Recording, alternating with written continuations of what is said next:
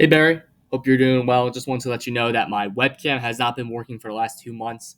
It's been a really big pain in the butt. I don't know why. I troubleshooted it a lot. Windows doesn't know either, so just want to let you know that's why you won't be able to see me, and I apologize for that. Okay. So for my circuit, I chose to model something similar to a smoke detector or a fire alarm. Um, so at time zero, the switch is open and the switch is positioned to the left. Originally, we can use a carbon monoxide detector as an example. When the first carbon monoxide is detected, this switch will close, therefore charging this capacitor. As this capacitor reaches a certain max, a high amount of voltage, the sensor will trigger, and this switch will flip to the right, discharging to this LED. This LED can be used as any circuit component. It could be a speaker. It could be anything. But for simplicity, I chose to use an LED. It's simple. This potentiometer here, he changes the speed at which this capacitor is charged. Now, in later analysis, I'll show you the time it takes for this capacitor to charge based on a certain resistance. But for example, if this resistance is very low, then it's going to charge really fast. But if it's really high, something up here, um, it's going to take a lot longer to charge. And you can change this depending on how sensitive you want your sensor to be, whatever you're sensing. It could be, smoke, carbon dioxide, you pick. So yeah, and I'll hop into my analysis now. Okay, so up here, I'm gonna attach this. The potentiometer LED and capacitor I use and the resistor.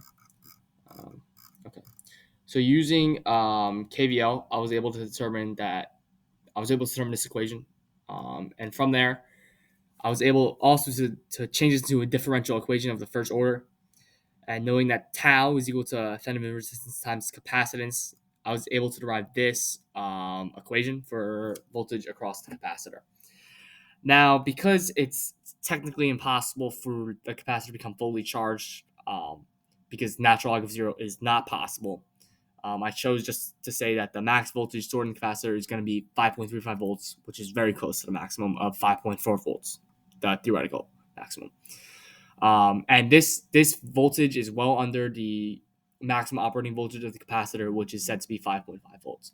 Now, if I set V of t in this equation to 5.35 volts, I can do some calculations and determine that the time it takes for the capacitor to charge to 5.35 volts will be 4,658.72 seconds, which can also represent it as 77.645 minutes. Now, if I go back here and I set resistance to 995 ohms, I close everything up, reset the circuit, and run it. At 1 hour and 17 minutes, this circuit should have 5.35 volts across the capacitor, which holds true. Now, going back, the voltage potential across the resistor will be the same as their capacitor, and it'll be well under the potentiometer's maximum capacity of 155 alternating current volts. Okay. Now, when the capacitor opens, when the switch flips to the right up here, it's going to be in this configuration. The capacitor is going to discharge. And if I take V0 to be 5.35 volts, then I can note that the formula for the voltage charge from the capacitor will be this equation here. And now the voltage over the current flowing through the LED and the resistor will be the same, because I'm assuming that the LED is ideal and has zero resistance, and that can be labeled as this here. As this equation here, and that would be the current flowing through this LED and this resistor. The current through the capacitor can also be labeled as this. It's also very similar to the equation used up here. It's the current through a capacitor is capacitor times the derivative of voltage. So just through some calculations, I was able to find both of these equations. I'm pretty sure that's all. I thank you for watching, and hope you have a good summer.